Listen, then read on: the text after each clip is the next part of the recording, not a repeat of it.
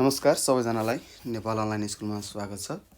यहाँ तपाईले कक्षा नर्सरीदेखि मास्टरसम्मका कुनै पनि विषयहरू निशुल्क रूपमा पढ्न सक्नुहुनेछ र तपाईहरुलाई पढ्न सजिलो होस् भनेर हामीले विभिन्न कक्षाहरू कक्षा नर्सरीदेखि मास्टरसम्मका हैन हरेक फ्याकल्टीका जस्तै हुनसक्छ अंग्रेजी माध्यम भयो, त्यस्तै नेपाली माध्यम भयो र त्यस्तै प्लस 2 पछि हैन 10 पछि एसई पछि छुट्टिने साइन्स भयो, म्यानेजमेन्ट भयो, आर्ट्स भयो हैन यी सबै फ्याकल्टीका विषयहरूको भिडियोहरू बनाएर सजिलोसँग तपाईहरुले बुझ्ने तरिकाले भिडियोहरू बनाएर हामीले हाम्रो युट्युब च्यानल नेपाल अनलाइन स्कुलमा राखिसकेका छौं र मलाई विश्वास छ तपाईहरुले हाम्रो च्यानलमा आएर पढिरहनु भएको छ, धेरै कुराहरू सिकिरहनु भएको छ र कतिपय कुराहरू पनि अझै सिक्न बाँकी नै छ होला। र त्यस्तै भाइबहिनीहरू तपाईहरुलाई के छ कस्तो छ भन्नुस् त। पक्कै पनि तपाईहरु सबैजना घरमा बसिरहनु भएको छ, स्वस्थ हुनु भएको छ होला र त्यसको साथसाथै हामीले घरमा बसेर मात्र हुँदैन पढ्नु पर्ने हुन्छ र मलाई विश्वास छ तपाईहरुले हाम्रो युट्युब च्यानल नेपाल अनलाइन स्कुलबाट पढिरहनु भएको छ हैन र पढ्न नछोड्नु होला है।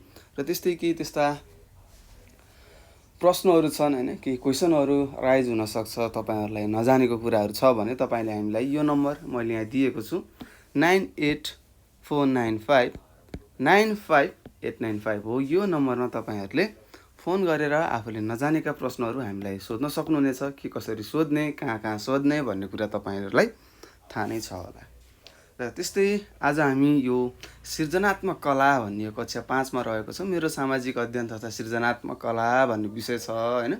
सबैजनाले आफ्नो अगाडि राखिसक्नु भएको छ होला पुस्तकलाई, आफ्नो पाठ्य पुस्तकलाई है। त्यसको हामीले दोस्रो खण्डमा रहेको हैन सृजनात्मक कला भन्ने पढिरहेका छौं र त्यसको पहिलो एकाइ दृश्य कला अन्तर्गत पर्ने आज हामी पाठ 10 पढ्न गइरहेका छौं। र यी कुराहरू यो दृश्य कला यो जुन छ सृजनात्मक कला भन्ने कुराहरू यो तपाईले सोध्दैन हैन, प्रश्नमा सोध्दैन हैन। केही चित्रहरू बनाऊ भन्छ, त्यो सामान्य चित्रहरू तपाईले बनाउन सक्नु भइसक्यो हैन, सक्नु हुन्छ, सिकिसक्नु भएको छ। कक्षा 3 देखि नै हामीले यस्ता कुराहरू पढ्दै आएको हो हैन। तपाईहरुले त्यस्तो गाह्रो छ के हो भन्ने कुराहरू त्यस्तो छैन है, हामीले दोहोर्याइरहेका छौं अगाडि कक्षाहरुको। त्यस्तै आज हामी पाठ 10 पढ्छौं है त। हेर्नुस् त पाठ 10 मा के लेखेको रहेछ पढ्नुहोस्। स्टेन्सिल भन्छ है यसलाई, स्टेन्सिल बनाई छपाई गरौँ भनेको छ। के रे फेरि भन्नुहोस्, तपाईहरुले दोहोर्याउनु पर्छ है त। स्टेन्सिल भन्छ है त, स्टेन अनि आदि न अनि सी अनि ल, स्टेन्सिल स्टेन्सिल भन्छ। अब के रहेछ त यो स्टेन्सिल भनेको, यहाँ त लेखेको रहेछ स्टेन्सिल बनाई छपाई गरौँ भनेर हैन। हामीले कक्षा 3 4 मा पढेका थियौं ल, सम्झिनुहोस् त। हो तपाईहरुले सम्झेको सायद ठीक छ होला है। स्टेन्सिल भनेको के हो त, बाक्लो कागजहरू भए हैन, त्यस्तै तपाईलाई मैले अगाडिको पाठहरुमा पनि भनेको थिएँ, मोटो मोटो गाताहरू भयो हैन, टिनका भयो, टिनका पाताहरू भयो, एल्युमिनियमको पाताहरू भनिन्छ हैन।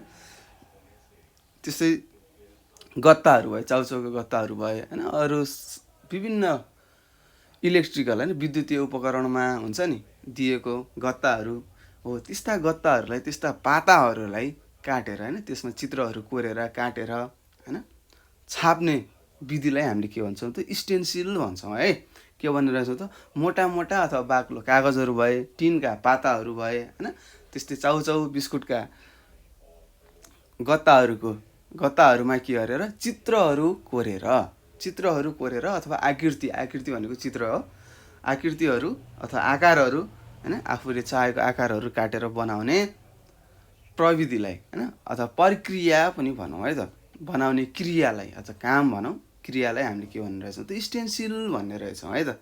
ल यी कुराहरू तपाईहरुलाई थाहा छ। अब यहाँ के लेखेको छ पढौं हैन। यो सामान्य कुराहरू हो, तपाईहरुले आफै अभ्यास गर्नुपर्ने हुन्छ। जबसम्म अभ्यास गर्नु हुँदैन तबसम्म हामीले केही पनि जान्दैनौं है त।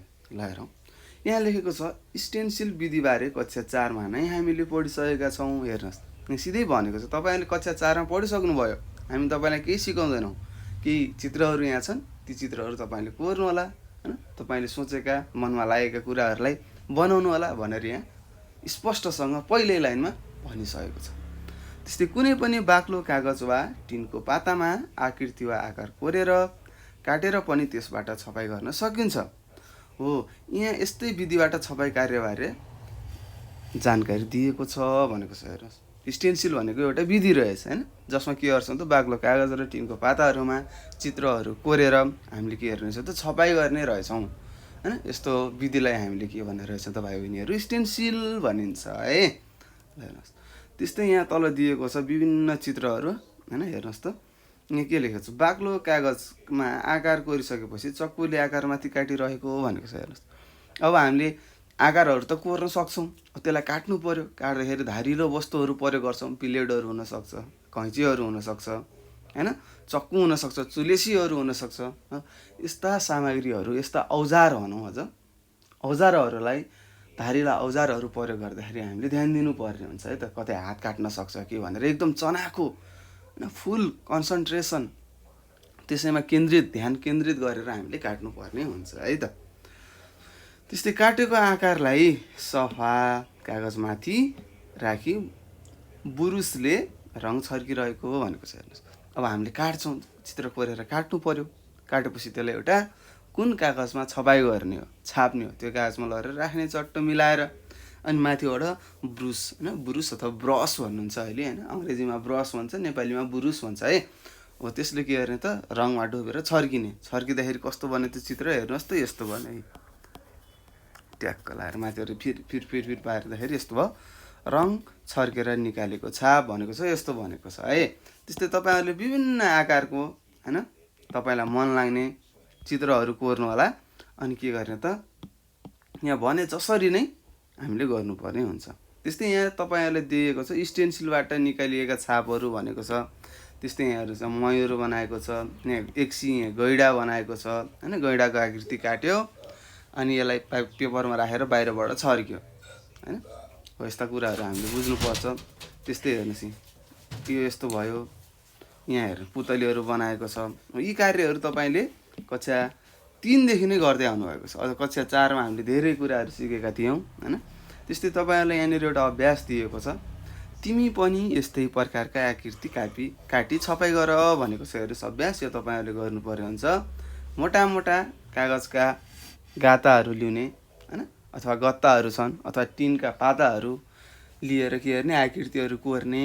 कोरिसकेपछि के गर्नु पर्यो त हो कोरिसकेपछि हामीले त्यसलाई काट्नु पर्यो मिलाएर। अनि मिलाएर काटेपछि सादा पान्नामा लगेर राख्ने। अनि सादा पान्नामा लगेर राखिसकेपछि के हुन्छ त भाइ बहिनीहरू ब्रसबाट अथवा बुरुसबाट के गर्ने त रङहरू छर्किने। छर्किसकेपछि चित्र बन्छ भन्ने कुरा तपाईँहरूलाई थाहा छ। त्यस्तै तपाईँहरूलाई मनमा लागेका हैन चित्रहरू तपाईँहरूले के गर्नुपर्ने हुन्छ कोर्नु पर्ने हुन्छ है त। त्यस्तै यहाँ छ, यहाँ हेर्नुहोस् यहाँ पातहरूको प्रयोग गरेको छ हैन। हामीलाई थाहा छ हाम्रो वरिपरि विभिन्न वनस्पतिहरू छन् हैन। हरेक वनस्पतिका के छन् त पातहरू हैन, अथवा तपाईँले वनस्पति भनेर अर्कै बुझ्नु जङ्गलमा पाइने मात्र वनस्पति होइन है त, घरको छेउछाउमा पाइने रुख बिरुवाहरू तिनीहरूलाई हामीले वनस्पति भन्छौँ है त। हो तिनीहरूको पातहरू बेग्ला छ। हो ती पातहरूलाई हामीले के गर्न सक्छौँ त प्रयोग गरेर हैन त्यसको माथिबाट के गरेर त ब्रसले अथवा ब्रुसले रङ छर्केर चित्रहरू बनाउन सक्ने रहेछौँ भन्ने कुरा तपाईँहरूले बुझ्नुपर्ने हुन्छ।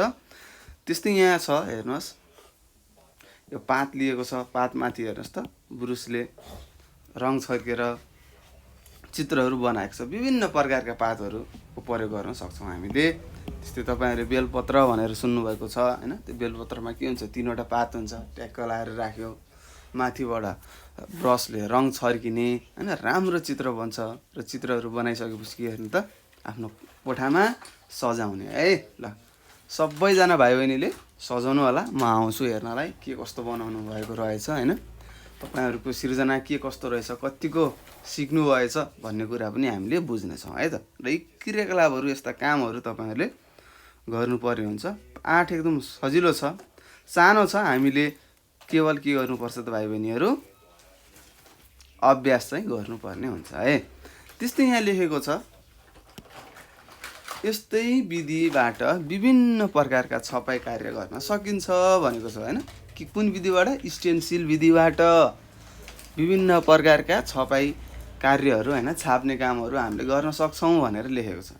यस विधि अपनाई विभिन्न प्रकारका शुभकामना कार्ड पनि बनाउन सकिन्छ, तिमी पनि बनाऊ भनेको छ। हेर्नुहोस् यहाँ एउटा चित्र गराएको छ हेर्नुहोस्, यहाँ स्टेन्सिलको प्रयोग गरेर यहाँनिर एउटा चित्र छापेको छ, तपाईँले पुस्तकमा हेर्न सक्नुहुन्छ हैन।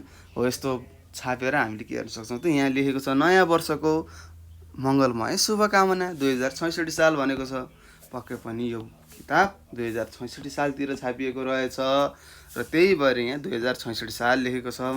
त्यस्तै अहिले तपाईँ कुन वर्षमा हेरिरहनु भएको छ हो त्यही वर्षको अथवा आउने वर्षको तपाईँले के गर्नु पर्यो त शुभकामना कार्ड तपाईँले तयार पार्नुपर्ने हुन्छ है त। शुभकामना पत्र भनौँ अथवा कार्ड तपाईँले के गर्नुपर्ने हुन्छ बनाउनु पर्ने हुन्छ र बनाउनु होला है त।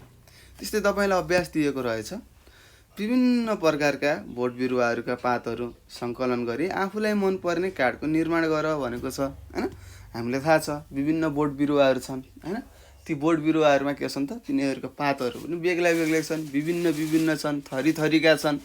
हो त्यस्ता पातहरू हैन आफूलाई मन लागेका पातहरूलाई खोजी गरेर सङ्कलन गरेर के गर्न सक्नुहुन्छ त तपाईँहरूले शुभकामना कार्ड बनाउनु पर्ने हुन्छ है त। बनाउनु होला। यसरी हामीले यो पाठ सकिसकेका छौँ। सानो छ हैन, यो किन यति छिटो पढाउनु भएको होला भन्ने जस्तो लाग्छ हैन। अरू पाठ 1 घन्टा 1.5 घन्टाको हुन्छ, यो त 10-15 मिनटको छ भन्नु होला। यो काम के हो भने चाहिँ आफूले गर्नुपर्ने हुन्छ है, तपाईँहरूले बनाउनु पर्ने हुन्छ। त्यस्तै म एउटा सानो शुभकामना पनि बनाउँछु यहाँनिर हेर्नुहोस्। मेरो चित्र राम्रो त हुँदैन, पान्ना भयो, यहाँनिर मैले यस्तो बनाएँ ल।